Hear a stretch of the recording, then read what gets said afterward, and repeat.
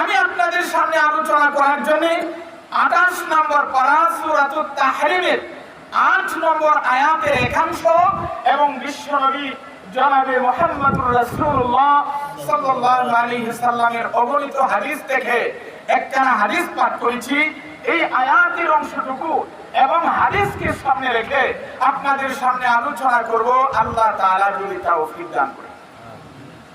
মুহতারাম হাজিরিন, আমার আলোচনার পূর্বে আমি সর্বপ্রথম স্মরণ করছি এই গ্রামের যারা কবরবাসী হয়ে গেছে, বিশেষ করে আমার বংশের পূর্বপুরুষরা যারা কবরে চলে গেছেন, কারণ তাদের অবদান আমাদের প্রত্যেকটা খনায় খনায়। বাড়ির দিকে তাকালে আমাদের পূর্বপুরুষের অবদান, যদি ঘরের দিকে তাকায় তাদের অবদান, নিজের বলির দিকে তাকাইলে তাদের অবদান, বংশের দিকে তাকাইলে তাদের অবদান, যে দিক থেকে তাকায় শুধু আমাদের পূর্বপুরুষের অবদান। এই জন্য আমার আলোচনার পূর্বে সর্বপ্রথম আমার বংশের পূর্বপুরুষরা সহ এই গ্রামের সকল মুর্দাগণ যারা কবরে শুয়ে আছেন তাদেরকে স্মরণ করছি এবং তাদেরকে উদ্দেশ্য করে আজকের এই দোয়ার মাহফিল। মুহতারাম হাজিরিন, এই দোয়ার মাহফিলের ব্যবস্থা কেউ তাফসীরের কিতাবে পরিষ্কার উল্লেখ করেছেন, একটা সমুদ্রে যদি একটা লঞ্চ ডুবে যায়, কি মনে করেন এই লঞ্চের যাত্রীরা খুব খুশি থাকবে না বড় পেরেশানিতে থাকবে? একটা লঞ্চ যদি নদী বা সমুদ্রে ডুবে যায়, এই লঞ্চের যাত্রীগণ যেমন পেরেশানির মধ্যে পড়ে যায়, জীবন নিয়ে পরিবার নিয়ে তার জান নিয়ে যেমন ভাবে পেরেশানিতে পড়ে যায়, যারা কবরবাসী হয়ে গেছে, যারা মুর্দা, যারা কবরে শুয়ে আছে, তার চাইতে বেশি পেরেশানিতে তারা আছে। এবার ধরুন লঞ্চ অথবা নৌকা ডুবার পরে আরেকটা লঞ্চ অথবা নৌকা যদি এসে পানিতে ডুবার যাত্রীগণকে তাদের নৌকায় উঠায় নেয়, কি মনে করেন তারা খুশি হবে না? খুশি। একটা লঞ্চ ডুবলে বা নৌকা ডুবলে তার যাত্রীগণ বড় পেরেশানিতে পড়ে যায়, অপর একটা লঞ্চ অথবা নৌকা এসে যদি যাত্রীগণকে তাদের লঞ্চে অথবা নৌকায় উঠায় নেয় অত্যন্ত আনন্দিত হয়, খুশি হয়। ঠিক তেমনি ভাবে মুর্দা যারা আছে তারাও কবরে পেরেশানিতে আছে, তো যখন মুর্দাদের জন্য জিন্দারা দোয়া করে, দোয়া মাহফিল করে, দোয়ার অনুষ্ঠান করে, কবর জিয়ারত করে, তাদেরকে স্মরণ করে, তখন তারাও সেই প্রকারের খুশি হয়ে যায়। আমার বিশ্বাস আজকের এই দোয়ার মাহফিল হওয়ার কারণে এই গ্রামের প্রত্যেকটা মুর্দা ঈদের মতো আনন্দিত। বিশেষ করে আমি বলবো আমার বংশের যতটা মুর্দা কবরে শুয়ে আছেন, আজকের এই দোয়ার মাহফিলের কারণে তারা খুশিতে ভাগ হয়ে আছে। তাহলে এতটুকু আলোচনা শোনার পরে কি মনে করেন এই ধরনের দোয়ার মাহফিলের দরকার আছে না নাই? আছে।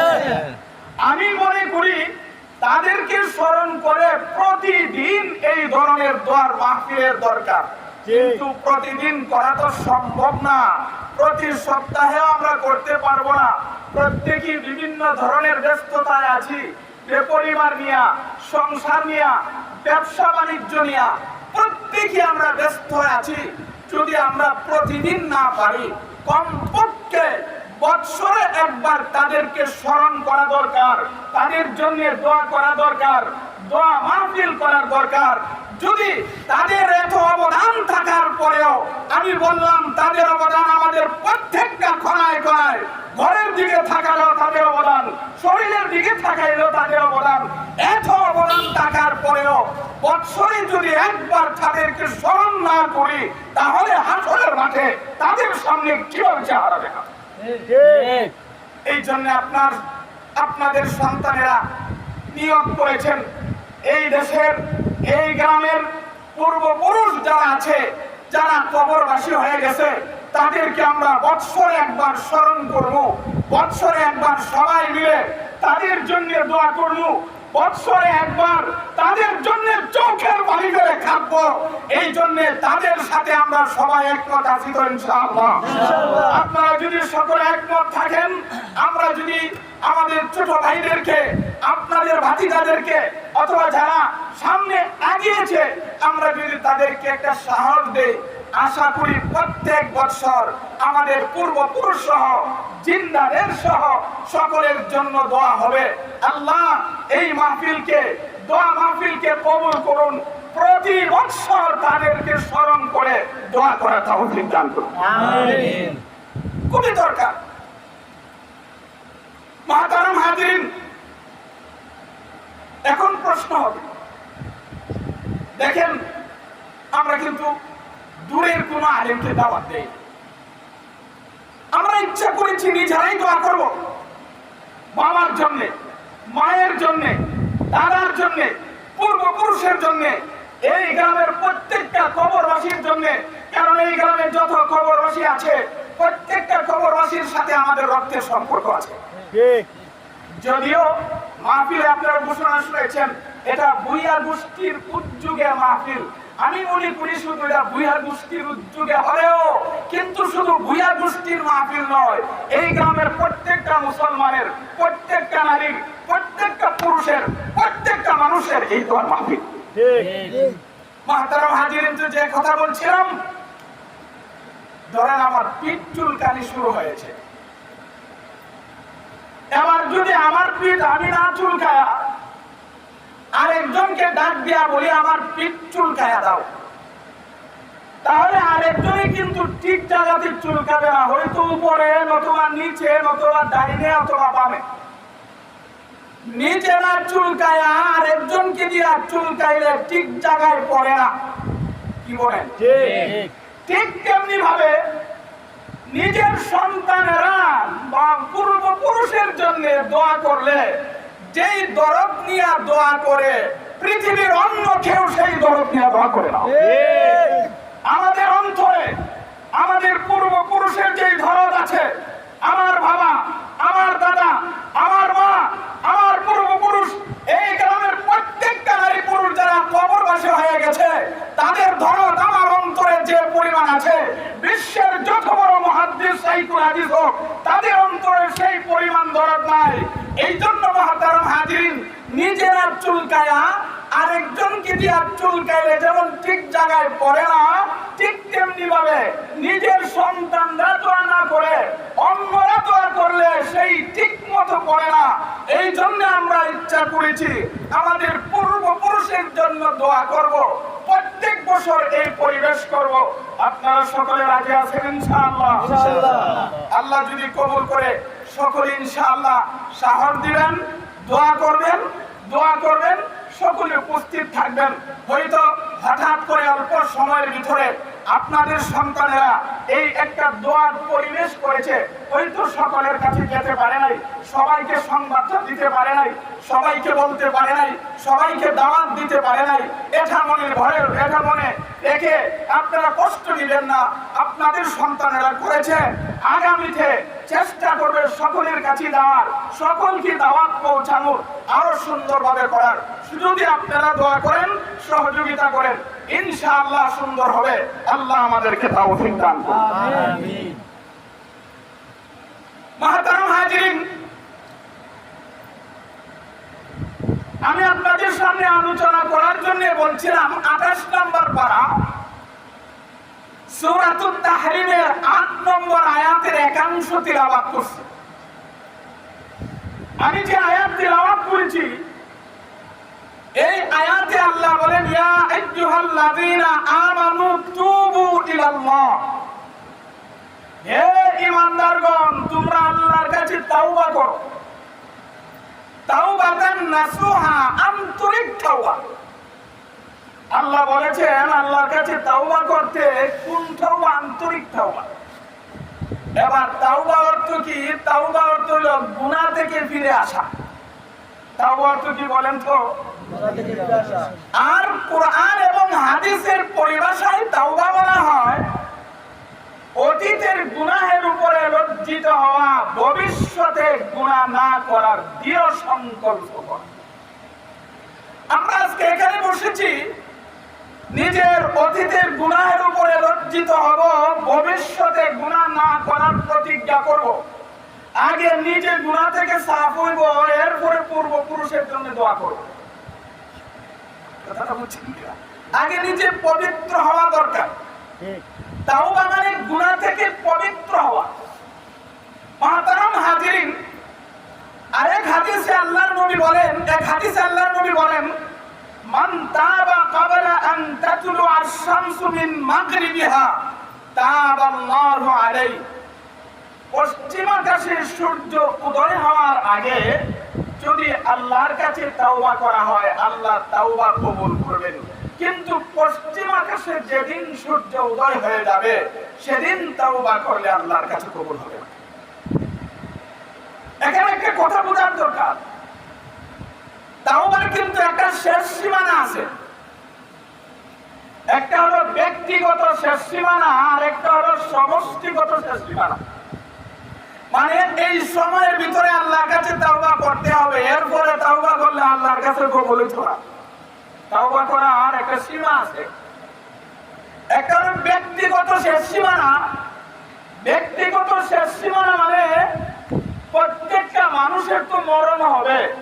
যেদিন আজরাইল আসবে আপনার জানকে কবজ করার জন্য, আর আজরাইলকে আপনি দেখে বুঝতে পারবেন এই মুহূর্তে আজরাইল আপনার জান কবজ করার জন্য আসছে, ওই সময় যদি আল্লাহর কাছে তওবা করেন, আল্লাহ আপনার তওবা কবুল করতে পারে। সুতরাং আল্লাহর কাছে তওবা কোন সময় করবেন? মরণের আগ মুহূর্তে, না শরীরে ক্ষমতা থাকা অবস্থায়? তওবা করতে হবে সুস্থ থাকা অবস্থায়। যেদিন আজরাইল আপনার সামনে এসে যাবে ওই দিন তওবা করলে আর তওবা কবুল হবে না। আরেকটা হলো সমষ্টিগত শেষ সীমানা। সমষ্টিগত শেষ সীমানা মানে একদিন পশ্চিম আকাশে সূর্য উদয় হবে। এখন তো পূর্ব দিকে উদিত হয়, পশ্চিম দিকে হস্ত যায়। পূর্ব দিকে উদিত হয়, পশ্চিম দিকে হস্ত যায়। একদিন আসবে পূর্ব দিকে উদয় হবে না, পশ্চিম দিকে উদয় হবে। যেদিন সূর্য পশ্চিম দিকে উদয় হবে এর আগের রাত্রটা হবে 3 রাতের সমান, যার কারণে মানুষ ঘুমাতে ঘুমাতে অস্থির হয়ে যাবে। পশু পাখি চেঁচামেচি শুরু করে দিবে, রাত কেন পোহায় না, রাত কেন শেষ হয় না, মানুষ বুঝতে পারবে না। হঠাৎ করে দেখবে পূর্ব দিকে সূর্য উদয় না হয়ে পশ্চিম দিকে সূর্য উদয় হয়েছে। কিন্তু পশ্চিম দিকে যে সূর্য উদয় হবে বেশিক্ষণ বেশি উঠবে না, কিছুক্ষণ উদয় হওয়ার পরে আবার ডুবে যাবে। আবার পূর্ব দিকে উদয় হবে, পশ্চিম দিকে অস্ত যাবে, পূর্ব দিকে উদয় হবে, পশ্চিম দিকে অস্ত যাবে। যেদিন সূর্য পশ্চিম দিকে উদয় হয়ে যাবে ওই দিন যদি আল্লাহর কাছে কেউ তওবা করে, আল্লাহ তার তওবা কবুল করবে না। অথচ তাফসীরের কিতাবে উল্লেখ করেছেন যেদিন পশ্চিম আকাশে সূর্য উদয় হবে ওই দিন সারা দুনিয়ার কাফের বেঈমানরা ঈমান আনবে, সারা দুনিয়ার মানুষ আল্লাহর কাছে তওবা করবে, কিন্তু আল্লাহ তওবা কবুল করবেন না। এই জন্য মুহতারাম হাজিরিন, তওবা করার একটা শেষ সীমানা আছে। একটা হলো সাকরাত, মাউতের ঘাট আসার আগে, আজরাইল আসার আগে। আরেকটা হলো সূর্য উদয় হওয়ার আগে। এই জন্য মরণের কোনো গ্যারান্টি নাই। এই মাহফিল শেষ করে বাড়িতে যেতে পারবেন তার কোনো গ্যারান্টি আছে? অনেকেই ঢাকা থাকেন, ব্যবসা বাণিজ্য করেন, বাড়ি থেকে রওনা দিলে ঢাকা পৌঁছার কোনো গ্যারান্টি নাই, ঢাকা থেকে রওনা দিলে বাড়িতে আসার কোনো গ্যারান্টি নাই। এই জন্য তাওবা ওই সময় আসার আগে আগেই করা দরকার। আজ আমরা আল্লাহর কাছে আন্তরিকভাবে তাওবা করব, সাথে সাথে আমাদের পূর্বপুরুষ মুর্দাগানের জন্য দোয়া করব। আশা করি যদি আমরা আন্তরিকভাবে তাওবা করতে পারি আল্লাহ আমাদের জিন্দেগির গুনাহ মাফ করে দিবেন, আমাদের কবরবাসীর জিন্দেগির গুনাহ মাফ করে জান্নাতের ফয়সালা করে দিবেন। সুবহানাল্লাহ। মুহতারাম হাজিরিন, তো আল্লাহ তাআলা বলেন ইয়া আইয়ুহাল্লাযীনা আমানু তুবু ইলাল্লাহ, হে দুনিয়ার ঈমানদারগণ আল্লাহর কাছে তাওবা করো, তাওবাতান নাসুহা, আন্তরিক তাওবা। আন্তরিক তাওবা করতে হবে। আল্লাহ তাআলা পৃথিবীর যত জীব জানোয়ার আছে তাদেরকে শুধু একটা যোগ্যতা দিয়েছেন। বলেন তো, পৃথিবীতে যত জীব জানোয়ার আছে তাদের যোগ্যতা হলো একটা, গুনার মজা বুঝে কিন্তু সাজা বুঝে না। জীব জানোয়ার যে আছে এরা গুনার মজা বুঝে কিন্তু সাজা বুঝে না। একটা গরু বুঝে রশি ছিঁড়ে আর একজনের দান খাইলে কি মজা, কিন্তু সাজা কি ওইটা বুঝেনি না, বুঝতে না। একটা কুত্তা বুঝে আর একজনের ঘরে ঢুকে মুরুখ খাইলে বা ডিম খাইলে কি মজা, কিন্তু সাদা কি বুঝে না। এই জন্য পৃথিবীতে যত হাইওয়ান জাতি আছে, গরু ছাগল হাঁস মুরগি যা আছে, এরা শুধু গুনার মজা বুঝে, সাদা বুঝে না। আর আল্লাহ পৃথিবীতে যত ফেরেশতা সৃষ্টি করেছেন তারা গুনার মজা বুঝে না, সাদা বুঝে। একটা ফেরেশতার সামনে যদি কোটি টাকার বস্তা রাখা হয় ফেরেশতা ধরতো না। কোন ফেরেশতার সামনে যদি বিশ্ব সুন্দরীকে রাখা হয় কোন ফেরেশতা চাইতো না। কেন? এর ভিতরে গুনার মজা হয় নাই, দুনিয়ার কোনো লোভ নাই, নারীর কোনো লোভ নাই। তো বলছিলাম হাইওয়ান জাতি এদেরকে আল্লাহ গুনাহ করার যোগ্যতা দিছে, সাজা বুঝার যোগ্যতা নাই। এই জন্য পৃথিবীতে হাইওয়ান জাতি যত অপরাধ করুক না কেন কোন হাইওয়ান জাহান্নামে যাবে না, কারণ গুনার মজা বুঝে, সাজা বুঝে না। আর ফেরেশতারা তারা গুনাহ না করলেও যত নেক কাজই করুক তারা সৃষ্টির শ্রেষ্ঠ হতে পারে না। আল্লাহ মানুষকে দুইটা যোগ্যতা দিয়েছেন, একটা হলো গুনাহ বুঝার যোগ্যতা, আর একটা হলো গুনাহ করলে কি সাজা হইব এই সাজা বুঝার যোগ্যতা। বলেন তো, সুদ খেলে কি মজা এটা আমরা বুঝিনি, কিন্তু সাজা কি হইব এটাও বুঝি। নামাজ না পড়ে ঘুমায়া থাকলে মজা কি এটাও বুঝি, নামাজ না পড়লে কি সাজা হবে এটাও বুঝি। যাকাত না দিলে কি লাভ, কি লাভ আমরা ব্যক্তিগত বুঝি, এটাও বুঝি, কিন্তু যাকাত না দিলে যে সাজা হবে এটাও বুঝি। আল্লাহ মানুষকে দুইটা যোগ্যতা দান করেছেন, একটা হলো গুনাহ বুঝার, গুনার মজা বুঝার যোগ্যতা, আরেকটা হলো গুনাহ করলে কি সাজা হবে সেই যোগ্যতা। আল্লাহ মানুষকে দুইটা যোগ্যতা দিয়ে পরীক্ষা করতে চান। আমরা কি গুনার মজা বুঝে গুনাহ করি, না গুনার সাজার কথা স্মরণ করে গুনাহ থেকে বাঁচি? এই হলো দুনিয়ার মানুষের পরীক্ষা। মুহতারাম হাজিরিন, যেহেতু আল্লাহ মানুষকে দুইটা যোগ্যতা দিয়েছেন, গুনাহ করলে মজা কি সেই যোগ্যতাও দিয়েছেন, গুনাহ করলে সাজা কি হবে সেই যোগ্যতাও দিয়েছেন। এই জন্য দুনিয়ার জিন্দেগিতে মানুষ নফসের দুখায় পড়ে গুনাহ করবে, দুনিয়ার লোভে পড়ে গুনাহ করবে, মানুষ বিভিন্ন ধরনের পদের লোভে পড়ে গুনাহ করবে। আল্লাহ বলেন, বান্দা তোমাদেরকে গুনার মজা বোঝার যোগ্যতা দিছি তাই তোমরা গুনাহ করবা, কিন্তু আমি আল্লাহ বড় দয়ালু, তোমাদের জন্য একটা ব্যবস্থা রেখেছি। তোমরা যদি নফসের দুখায় পড়ে, তোমরা যদি সম্পদের দুখায় পড়ে, তোমরা যদি শয়তানের দুখায় পড়ে গুনাহ করো, আমি আল্লাহর কাছে যদি খাঁটি অন্তরে তওবা করো, আমি আল্লাহ ওয়াদা দিলাম তোমাদের জিন্দেগীর সব গুনাহ ক্ষমা করে দেব। শুধু গুনাহই নয়, তোমাদের জিন্দেগীর সব গুনাহকে আমি আল্লাহ নেক দ্বারা পরিবর্তন করে দেব। সুবহানাল্লাহ। মুহতারাম হাজিরিন, সুতরাং আল্লাহর কাছে আন্তরিকভাবে তাওবা করার দরকার আছে না নাই? এটা খাওয়ার দরকার। আমরা এখানে যারা হাজির হয়েছি তারারও না, এই গ্রামের সকলেরই দরকার। নারীরও দরকার, পুরুষেরও দরকার, যুবকেরও দরকার, বৃদ্ধেরও দরকার, শিক্ষকেরও দরকার, ছাত্রেরও দরকার, আলেম উলামারও দরকার, আওয়ামেরও দরকার, পীরেরও দরকার, মুরিদেরও দরকার, চেয়ারম্যানেরও দরকার, মেম্বারেরও দরকার, এমপির দরকার, মন্ত্রীর দরকার, প্রধানমন্ত্রীর দরকার। এই পৃথিবীর প্রত্যেকটা মানুষের দরকার আল্লাহর কাছে আন্তরিকভাবে তাওবা করে জিন্দেগীর গুনাহ মাফ করানো। শুধু আমরা যারা এখানে বসছি, শুধু আমাদের জন্য নয়, পৃথিবীর প্রত্যেকটা মানুষের দরকার। ঠিক। মুহতারাম হাজিরিন, আল্লাহ কত দয়ালু। আরেকটা হাদিস থেকে ছোট্ট একটা ঘটনা বললে বুঝবেন। একজন মহিলা আমাদের নবী বিশ্ব নবীর কাছে একদিন আসছে, আয়েশা বলতেছে, ইয়া রাসূলুল্লাহ, একজন মা তার কুলের সন্তানকে যে পরিমাণ দয়া মায়া করে, আমার আল্লাহ তার বান্দারে সেই পরিমাণ দয়া মায়া করে কিনা আমি জানতে চাই। আমাদের নবী বিশ্ব নবী বললেন, হে আল্লাহর বান্দী শুনো, একজন মা তার সন্তানকে যে পরিমাণ দয়া মায়া করে, আমার আল্লাহ তার বান্দাকে লক্ষ কোটি গুণ বেশি দয়া মায়া করে। আল্লাহ তাআলা আমাদেরকে যতভাবে দয়া মায়া করেন, এর একটা ব্যবস্থা হলো আল্লাহর পক্ষ থেকে ঘোষণা, বান্দা তোমরা যদি দুনিয়াতে গুনাহ করে ফেলো, শয়তানের ধোঁকায় পড়ে, নফসের ধোঁকায় পড়ে, দুনিয়ার লোভে পড়ে, আমি আল্লাহ ওয়াদা দিলাম যদি তোমরা আন্তরিক ভাবে আমি আল্লাহর কাছে তওবা করো, আমি আল্লাহ তোমাদের জিন্দেগীর সব গুনাহ ক্ষমা করে দেব। মুহতারাম হাজিরিন, হাসান বসরি রাহমাতুল্লাহি আলাইহির নাম আমরা শুনেছি।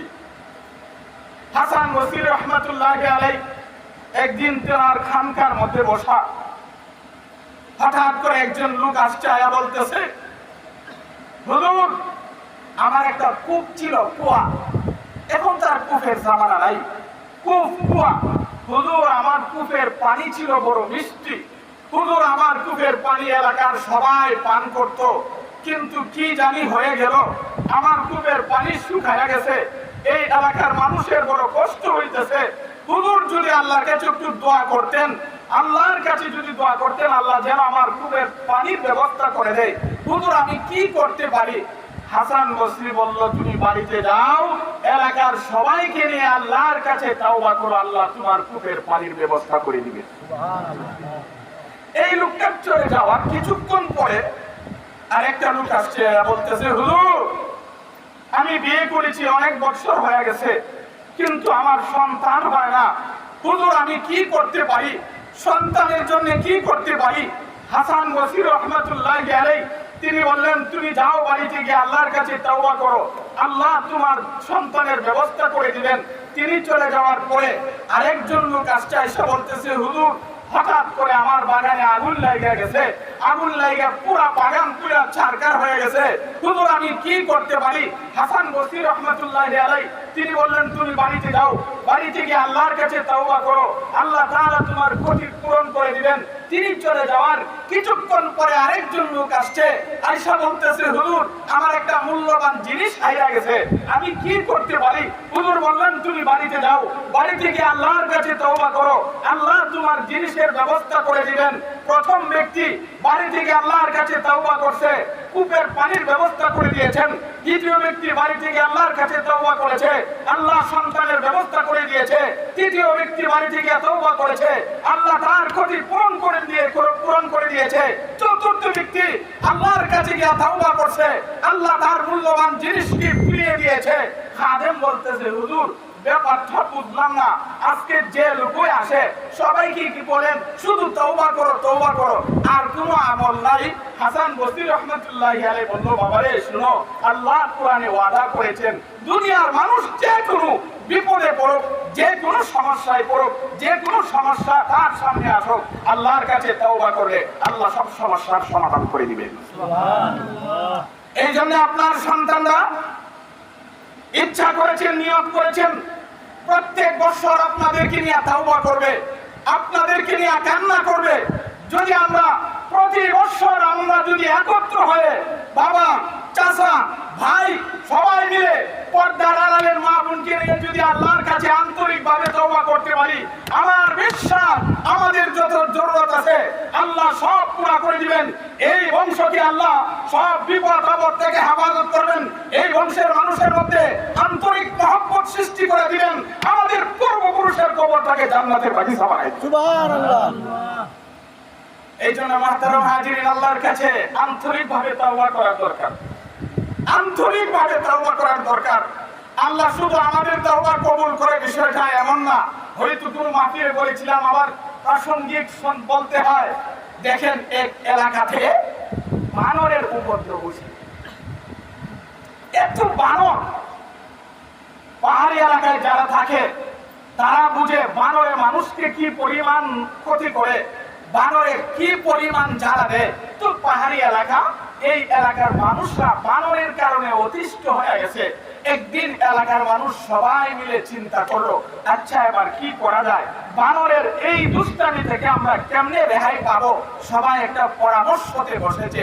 এবার সবাই মিলে সিদ্ধান্ত নিয়েছে, এক কাজ করি, পুরা পাহাড়ের চতুর্পাশে পেট্রোল ঢাইলা আগুন লাগাই দিব, আগুনে পুরা পাহাড় পুড়ে চারকার হয়ে যাবে, সাথে বানরের দলও পুড়ে চারকার হয়ে যাবে। যেই সিদ্ধান্ত সেই কাজ। পরের দিন এলাকার মানুষ অনেকগুলো পেট্রোল এনে পাহাড়ের চতুর্পাশে ঢেলে আগুন লাগিয়ে দিয়েছে। ধাউ ধাউ করে আগুন জ্বলছে। পাহাড়ের যত বানর ছিল সব বানর পাহাড়ের মধ্যে একত্র হয়েছে। এবার সব বানর চিন্তায় পড়ে গেছে, যেভাবে চতুর্পাশে আগুন লাগিয়েছে এই আগুন থেকে রক্ষা পাওয়ার কোনো ব্যবস্থা নাই, এখন কি করি? সব বানর টেনশনে পড়ে গেছে। কিন্তু বানরদের যে সর্দাররা আছে এই সর্দাররা সব বানর থেকে আলাদা হয়েছে।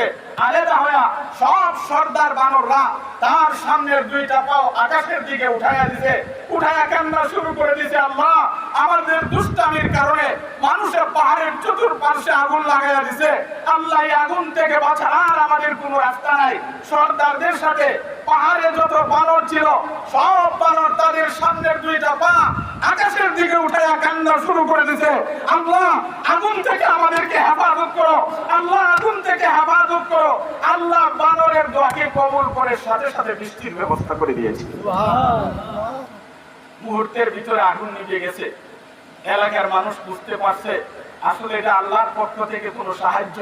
এই জন্য এলাকার মানুষ আর দ্বিতীয়বার আগুন লাগাতে যায় নাই। আর বানররাও তারা প্রতিজ্ঞা করেছে এই এলাকার মানুষকে আর আমরা ক্ষতি করবো না। এই জন্য এই ঘটনা কিতাবে উল্লেখ করে আমাদেরকে শিক্ষা দিয়েছেন যে যদি বানরের দোয়াকে আল্লাহ কবুল করে, আমরা তো বানরের বাচ্চা নয়, আমরা তো গরুর বাচ্চা নয়, আল্লাহ আমাদেরকে আশরাফুল মাখলুকাত হিসেবে সৃষ্টি করেছেন। আমরা হইলাম এই পৃথিবীর শ্রেষ্ঠ জাতি। এই জন্য নফসের দুঃখায় পড়ে আমরা গুনাহ করছি, আমরা বিভিন্ন দুনিয়ার লোভে পড়ে গুনাহ করছি। এই ঘটনা আমাদেরকে শিক্ষা দিয়েছে। আর যদি আমরা সবাই মিলে আন্তরিকভাবে তাওবা করি, আল্লাহ আমাদের জিন্দেগির সব গুনাহ ক্ষমা করে দিবেন। এই জন্য মুহতারাম হাজিরিন, আল্লাহর কাছে আন্তরিকভাবে তাওবা করার দরকার। বর্তমান জামানার সবচেয়ে বড় আলেম আল্লামা তাকি উসমানী, তিনি এমন একটা চমৎকার ঘটনা উল্লেখ করেছেন যেই ঘটনাটা আমার প্রায় সময় স্মরণ হয়, প্রায় সময় মানুষকে শুনাই। বর্তমান জামানায় যাকে সবচেয়ে বড় আলেম বলা হয় পাকিস্তানের আল্লামা তাকি উসমানী। তিনি বলেন, আমি একবার আফ্রিকার জঙ্গলে সফর করেছিলাম। যখন আফ্রিকাতে গিয়ে নামলাম, স্টেশনে নামার পরে হঠাৎ করে দেখি সুন্দর একটা গাছ। আল্লামা তাকি উসমানী বলেন, এত সুন্দর গাছ আমার জীবনে কোনোদিন দেখি নাই। আমাদেরও একটা নিয়ম, সুন্দর একটা জিনিস পাইলে দেখলে মনে চায় ধরতে, মনে চায় ছুঁইতে। আল্লামা তাকি উসমানী বলেন, আমার মনে ইচ্ছা জেগেছে এই গাছটাকে আমি একটু ধরি, পাতা একটা চিড়ি। যেই মাত্র আমার হাতটাকে বাড়াইলাম গাছের দিকে, আফ্রিকার এক লোক আমার হাতের তাফা দিয়ে ধরে বলতেছে, হুজুর সর্বনাশ, এই গাছে স্পর্শ করবেন না। আল্লামা তাকি উসমানী বলেন, কি হয়েছে, সমস্যা কি? আফ্রিকার লোকটা বলতেছে, হুজুর এটা সাধারণ গাছ নয়, এটা একটা বিষাক্ত গাছ। এই গাছে যদি আপনার গায়ের স্পর্শ লাগে সাথে সাথে আপনার শরীরে বিষ ছড়িয়ে যাবে, আপনি মারা যেতে পারেন। আল্লামা তাকি উসমানী তিনি বলেন, আমি আল্লাহর কাছে শুকরিয়া আদায় করলাম, আল্লাহ আমাকে বিশাল এক বড় বিপদ থেকে রক্ষা করেছেন। আল্লামা তাকি উসমানীর চোখ দিয়ে পানি ঝরঝর করে পড়ছে, কান্না শুরু করে দিয়েছে। আফ্রিকার ওই লোকটা বলতেছে, হুজুর এখানেই কিন্তু আল্লাহর কুদরত শেষ নয়, এই বিশাল গাছের নিচে দেখেন ছোট ছোট গাছ আছে। আল্লামা তাকি উসমানী বলেন, তাতে কি হয়েছে? আফ্রিকার লোকটা বলে, হুজুর এই ছোট ছোট গাছ হলো বিষকে পানি করার গাছ। কেউ যদি না জেনে বড় গাছে ধরে তার শরীরে বিষ চড়ায়া যায়, সাথে সাথে ছোট গাছে ধরলে বিষ পানি হয়ে যায়। আল্লাহ কত কুদরত, আল্লাহ কত শক্তিশালী। আল্লামা তাকি উসমানী বলেন, যেখানে আল্লাহর বিষাক্ত গাছ রেখেছেন সেখানে বিষকে পানি করার ব্যবস্থাও রেখেছেন। আল্লামা তাকি উসমানী বলেন, যেমন ভাবে আল্লাহ গুনাহ করার সুযোগ রেখেছেন, গুনাহ থেকে পবিত্র হওয়ার সুযোগ রেখেছেন, যেমন ভাবে বিষাক্ত গাছের বিষকে ছোট গাছে পানি করে দেয়। তাওবা এমন একটা জাদু, তাওবা এমন একটা আমল, কেউ যদি আন্তরিকভাবে তাওবা করে আল্লাহ তার জিন্দেগীর গুনাহ মাফ করে কেমন বানায়া দেয়। আমি যে হাদিস আপনাদের সামনে পাঠ করেছি, আল্লাহর নবী বলেন আত-তাইবু মিনাদ যামবি কামান লা যামবালা, তওবা করনেওয়ালা কেমন একটা সন্তান জন্ম হলে যেমন তার গায়ে কোনো গুনাহ থাকে না, আন্তরিকভাবে তওবা করলে তার গায়ে কোনো গুনাহ থাকে না। এই জন্য মাহতারাম হাজিরিন, কষ্ট হচ্ছে, কষ্ট আপনাদেরকে প্রতিদিন দেওয়া হয় না, প্রতিদিন দেওয়া হবেও না। আগামীকাল যদি ইচ্ছা করেন এখানে বসতেন, বৈশাখ কাউকে পাবেন না। কারণ প্রথমেই বলছি, আমার প্রথমেই স্মরণ করছি, এইভাবে বসতে বহু চেহারা দেখতাম, এই চেহারাগুলো আজ নাই। আজ এই চেহারা আছে, আগামীকাল থাকবে তার কোনো গ্যারান্টি নাই। এই জন্য আসুন আমরা ওয়াদা করি, প্রতিজ্ঞা করি, প্রতি বছর এমন একটা সমাবেশ করে দোয়ার মাহফিল করে আমরা আল্লাহর কাছে বেশি বেশি কান্নাকাটি করি। আমি এখানে আপনাদেরকে আশ্বস্ত দিচ্ছি, আল্লাহ যদি আমাদেরকে তৌফিক দেয়, আমরা এমন একটা পরিবেশের জন্য চেষ্টা করব, আপনারা দোয়া করবেন। এই একটা পরিবেশ আমাদের জন্য নাজাতের উসিলা হয়ে যাবে। আল্লাহ যেভাবে আমরা এখানে বসতে পেরেছি, হাসরের মাঠেও যেন একসাথে বসতে পারি, সেই তৌফিক আমাদেরকে দান করুন। আমিন। আল্লাহর কাছে আন্তরিকভাবে তাওবা করতে হবে। আল্লামা আশরাফ আলী থানভী রাহমাতুল্লাহি আলাইহি তিনি এক কিতাবের মধ্যে একটা চমৎকার ঘটনা লিখেছেন। আশরাফ আলী থানভীর একজন মুরিদ, তার নাম হলো ডাক্তার আব্দুল হাই। পাকিস্তানে একটা ড্রেন আছে, এই ড্রেন দিয়া পাকিস্তানের 1 কোটি মানুষের পেশাব পায়খানা ময়লা গিয়া নদীতে পড়ে। যেই মাত্র নদী বা সমুদ্রে পড়ে, সমুদ্রের একটা ঢেউ এসে এই ময়লা আবর্জনা সব পরিষ্কার করে ফেলা। তো আশরাফ আলী থানভী রাহমাতুল্লাহি আলাইহি ঘটনাটি উল্লেখ করে বলেন, নদী তো হলো মাখলুক, পানি তো হলেন মাখলুক, আল্লাহ তো হলেন খালেক, আল্লাহ হলেন সৃষ্টিকর্তা। যদি একটা মাখলুক, আল্লাহর সৃষ্টি, যদি এত বিশাল নাফাক পবিত্র করতে পারে, আল্লাহর কাছে কোনো কিছু কঠিন নয়। আল্লাহর কাছে চোখের 2 ফোঁটা পানি ফেলতে পারলে আল্লাহ আমাদের জিন্দেগীর সব গুনাহ ক্ষমা করে দিতে পারে। দেখেন মাহতারাম হাজিরিন, হযরত মূসা আলাইহিস সালামের জামানায় সমাজে একটা লোক ছিল, 24 ঘন্টায় শুধু গুনাহ করত। মদ, গাঁজা, জুয়া, যত গুনাহ আছে কোন গুনাহ বাদ দেন নাই, সব গুনাহ করত। এলাকার মানুষ তার গুনার কারণে অতিষ্ঠ হয়ে গেছে। একদিন এলাকার মানুষ সবাই মিলে সিদ্ধান্ত নিয়েছে, এই পাপিষ্ঠকে সমাজে রাখা যাবে না, যদি সমাজে থাকে আল্লাহর পক্ষ থেকে গজব আসবে। এই জন্য এলাকার সবাই মিলে ওই লোকটাকে সমাজ থেকে বের করে দিয়েছে।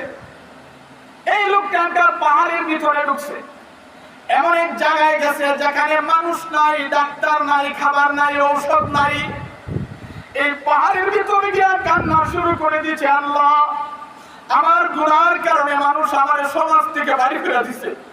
আল্লাহ এমন এক জায়গায় আসলাম যেখানে খাবার নাই, আল্লাহ এখানে কোনো ডাক্তার নাই, ঘর নাই, কিচ্ছু নাই। আল্লাহ আমার জিন্দেগীর গুনাহ মাফ করে দাও, আল্লাহ আমার জিন্দেগীর গুনাহ মাফ করে দাও। এইভাবে কান্না করতে করতে ওই লোকটা পাহাড়ের ভিতরে ইন্তেকাল করেছেন। মারা যাওয়ার পরে আল্লাহ মূসা নবীকে জানিয়ে দিলেন, হে মূসা তুমি ওই পাহাড়ে যাও, আমার এক ওলি মারা গেছে, আমার এক বন্ধু মারা গেছে, তুমি গিয়া তার কাপড়ের ব্যবস্থা করো, গোসল দাও, কাফন দাফনের ব্যবস্থা করো।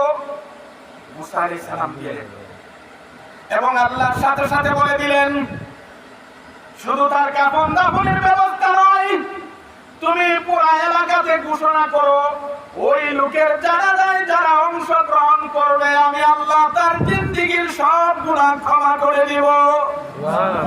আচ্ছা, এমন একটা ঘোষণা শুনলে কি মনে করেন মুরাকের কে থাকবো? থাকবো। ফজিলত কম কইতাছি না, সবাই আইছে। এবার ঘোষণা করার পর হাজার হাজার মানুষ জমা হয়েছে যে ওই লোকের জানাজাতে অংশগ্রহণ করলে আল্লাহ ক্ষমা করে দিবেন।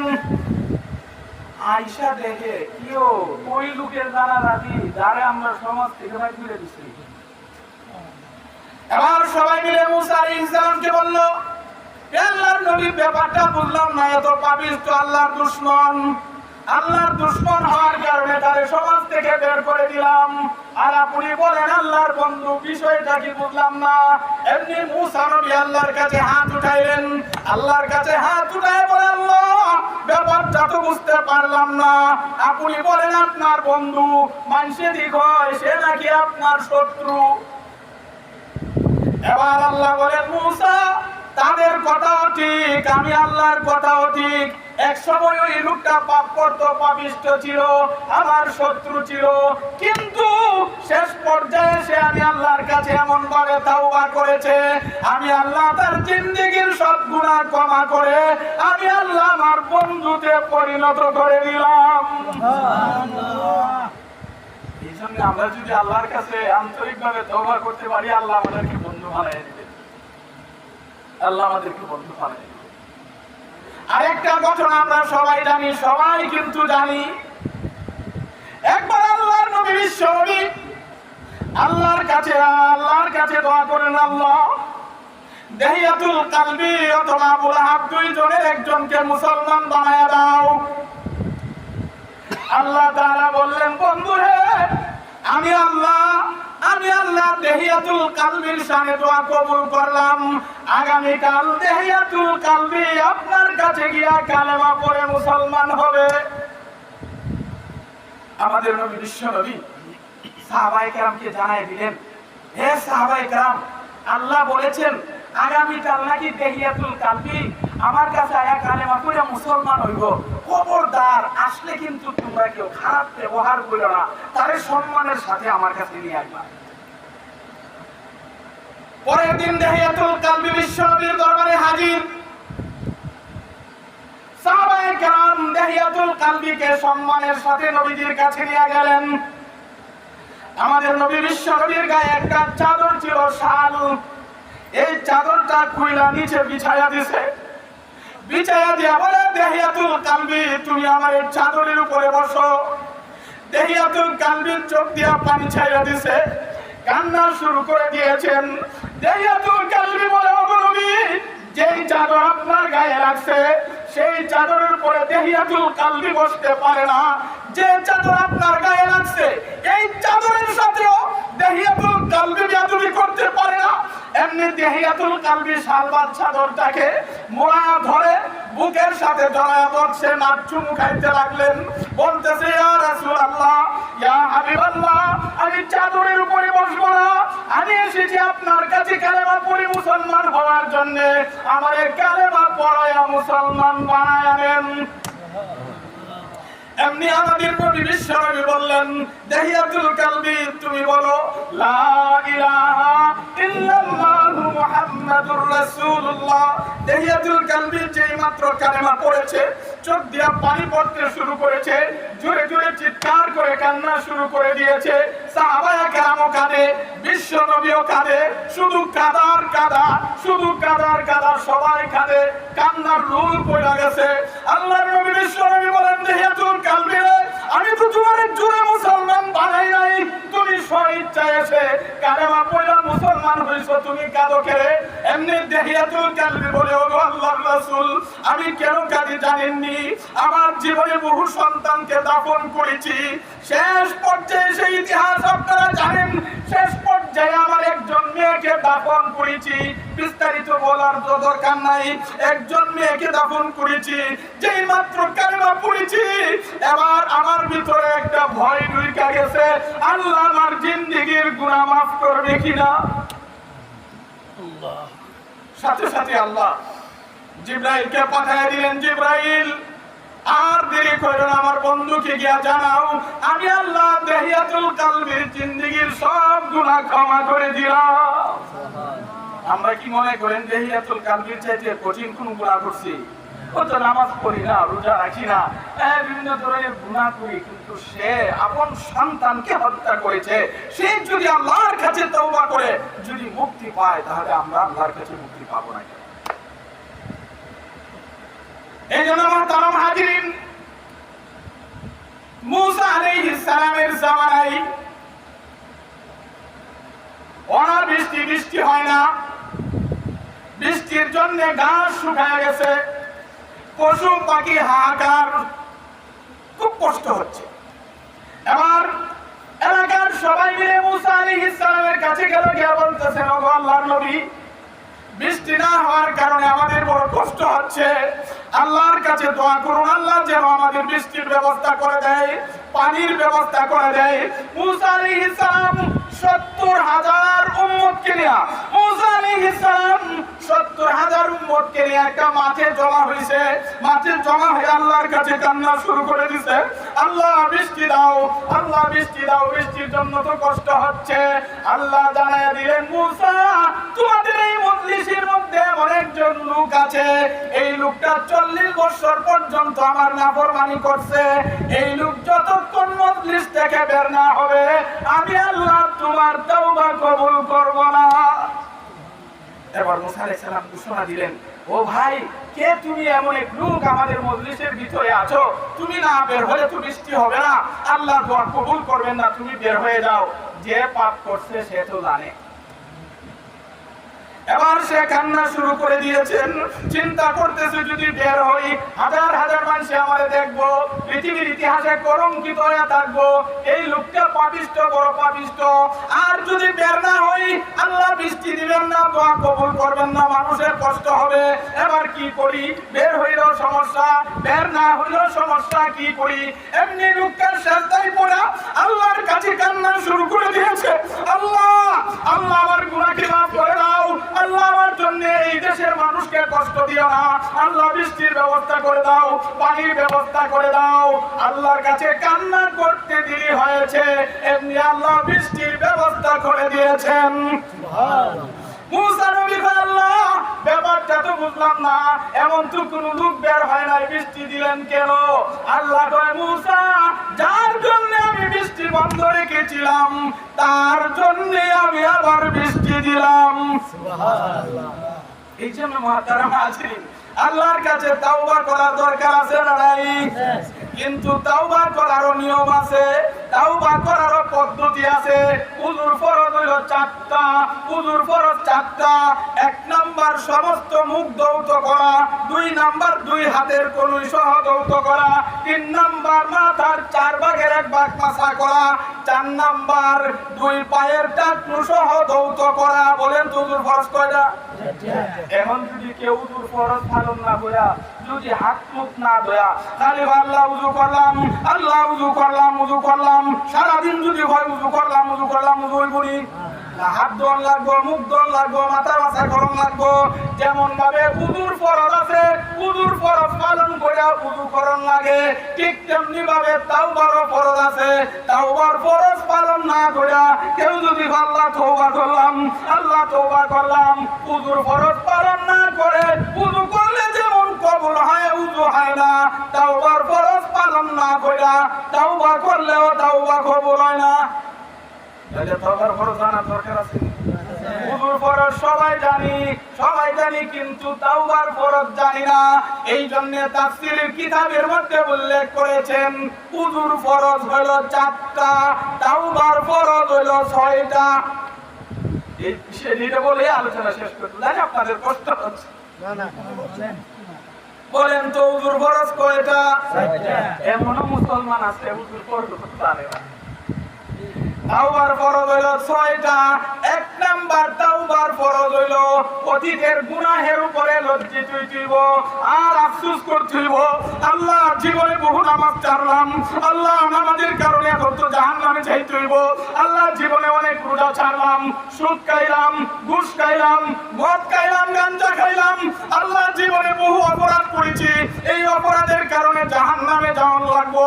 ১ নাম্বার আল্লাহর কাছে লজ্জিত হন, আই হাই রে করলাম কি, আই রে জীবনে কত নামাজ ছাড়লাম, জীবনে কত রোজা ছাড়লাম, জীবনে কত সুদ খাইলাম, জীবনে কত ঘুষ খাইলাম, হাই হাই হাই রে। দেখছেন না অনেক মানুষের যদি বড় একটা বিপদে পড়ে লক্ষ লক্ষ টাকা যদি নষ্ট হয়ে থাকা, মাথা থাকায় আর হাই হাই রে কি হইলো রে, এইভাবে আল্লাহর কাছে শুধু কাকুতি মিনতি করবো, হাই হাই রে কি হইলো রে, হাই হাই রে কি হইলো রে। ১ নাম্বার হলো অতীতের গুনার উপর লজ্জিত হইব, ২ নাম্বার গুনাহ ছাইড়া দিতে হইব। 2 নাম্বার কি করতে গো আমাদের সুদ চলতেছে মসজিদে গিয়া কই আল্লাহ আল্লাহ আমারে maaf করে দাও আমাদের কিন্তু সুদ চলতেছে ঘুষ চলতেছে আর গিয়া কই আল্লাহ maaf করে দাও গুনাহ চলতেছে আবার তাওবা চলতেছে এই জন্য তাফসীরের কিতাবে বলেন গুনাহ না ছেড়ে গুনাহ চালু রাইখা মক্কা শরীফে গিয়া তাওবা করলে হইতো না মদিনা গিয়াও তাওবা করলে হইতো না 2 নাম্বার গুনাহ ছাইড়া দাও বলেন তো 2 নাম্বার কি ছাইড়া দিতে গো এটা একটা উদাহরণ দিলে বুঝবে ধরেন আমার পাশে শ্রদ্ধাভাজন লোক একজন আমার ফাউরা লাগিয়ে গেছে বলেন তো আমার ভিতরে যদি কিছু আদব কায়দা থাকে তাহলে ফাউরা সরাই মুই সরার সাথে সাথে কইমু হাবিব সাহেব ফাউরা লাগিয়ে গেছে maaf করে দেন কিন্তু আমি করছি কি ফাউডার আরো সাবধান করছি দইরা কইতেছে হাবিব সাহেব ফাউরা তো লাগিয়ে গেছে ক্ষমা করে দেন এটার নাম কি ক্ষমা চাওয়া হইব না মুশকারি হইব আগে পাও সরাও এরপরে ক্ষমা চাও ঠিক তেমনি ভাবে আগে গুনাহ ছাড়ো এরপরে আল্লাহর কাছে তওবা করো তাই 1 নাম্বার অতীতের গুনাহের উপরে লজ্জিত হইতিব 2 নাম্বার গুনাহ ছেড়ে দিতিব সুদ কান সুদ ছেড়ে দেন ঘুষ কান ঘুষ ছেড়ে দেন গুনার কাজ ছেড়ে দেন 3 নাম্বার আল্লাহর কাছে প্রতিজ্ঞা করেন আল্লাহ জীবনে আর নামাজ ছাড়তাম না আল্লাহ জীবনে আর রোজা ছাড়তাম না আল্লাহ জীবনে আর গুনার কাজ করতাম না আল্লাহ জীবনে আর গুনার কাজ করতাম না এইভাবে অতীতে গুনাহ না করার দৃঢ় প্রতিজ্ঞা করেন কয় নাম্বার 3 নাম্বার 4 নাম্বার আল্লাহর যেই সকল বিধান লঙ্ঘন করলে কাজা করণ লাগে বলেন তো এক ওয়াক্ত নামাজ না পড়লে কাজা করণ লাগেনি হাদিসের মধ্যে আসছে কেউ যদি এক ওয়াক্ত নামাজ টাইম মতো না পড়ে তাহলে 2,88,00,000 বছর জাহান্নামে আগুনে জ্বলতে হবে এই জন্য আল্লাহর যেই সকল বিধান লঙ্ঘন করলে কাজা করার বিধান আছে যেমন জীবনে বহু নামাজ ছাড়ছি নামাজগুলো আস্তে আস্তে কাজা করেন রোজা ছাড়ছি রোজাগুলো কাজা করেন আল্লাহর যেই সকল বিধান লঙ্ঘন করলে কাজা নিয়ম আছে এইগুলো কাজা করেন এটা হলো 4 নাম্বার 5 নাম্বার হলো দুনিয়ার কোনো মানুষের হক নষ্ট করে থাকলে এই হক আদায় করে বলেন তো ধরেন আমি আপনার 1 লক্ষ টাকা মেরে খাইলাম এখন আল্লাহর কাছে তওবা করি আল্লাহ তার তো 1 লক্ষ টাকা মেরে খাইলাম আল্লাহ maaf করে দাও maaf করে দাও আল্লাহ কয় আচ্ছা তোরে যদি maaf করে দেই তার 1 লক্ষ টাকা দিব তোর কোন হবে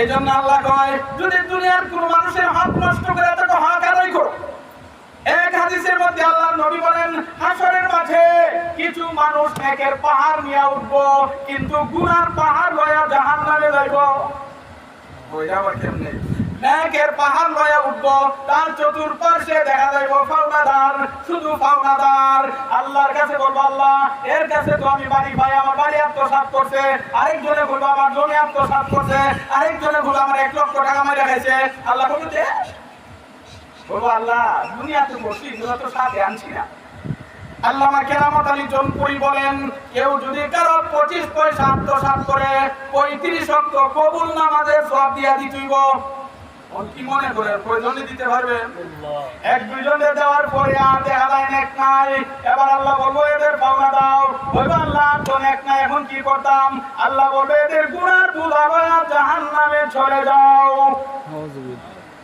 এই জন্য 4-5 নাম্বার হলো মানুষের হক নষ্ট করে থাকলে আদায় করো 6 নাম্বার হলো কাকুতি মিনতি কইরা খুব ভদ্রতার সাথে নামাজের সুরাতে বইসা ভদ্রতার সাথে আল্লাহর কাছে কাকুতি মিনতি করে তাওবা করো আল্লাহ তোমার জিন্দেগীর সব গুনাহ ক্ষমা করে দিবেন এই জন্য মুহতারাম হাজিরিন আসলে আপনাদেরকে অনেক কষ্ট দিয়েছি এটা আমার আপনাদের সন্তান হিসাবে এটা আমাদের একটা হকও আছে এই জন্য কষ্ট দিলে আমাকে ক্ষমা করবেন আমরা আন্তরিকভাবে আল্লাহর কাছে আজকে তওবা করতাম প্রথমেই বলছি যদিও দেখছেন মাহফিলে বলা হয়েছে বুয়া গোষ্ঠীর যুগে আজকের মাহফিল শুধু বুয়া গোষ্ঠীর জন্য দোয়া করা হবে না সারা বিশ্বের সব মুসলমানের জন্য দোয়া করা হবে যারা কবরবাসী হয়ে গেছে তাদের জন্য দোয়া করা হবে এই জন্য মুহতারাম হাজিরিন প্রতি বছর এই ধরনের একটা দোয়ার পরিবেশ হোক, আপনারা সকলে শান্ত ইনশাআল্লাহ।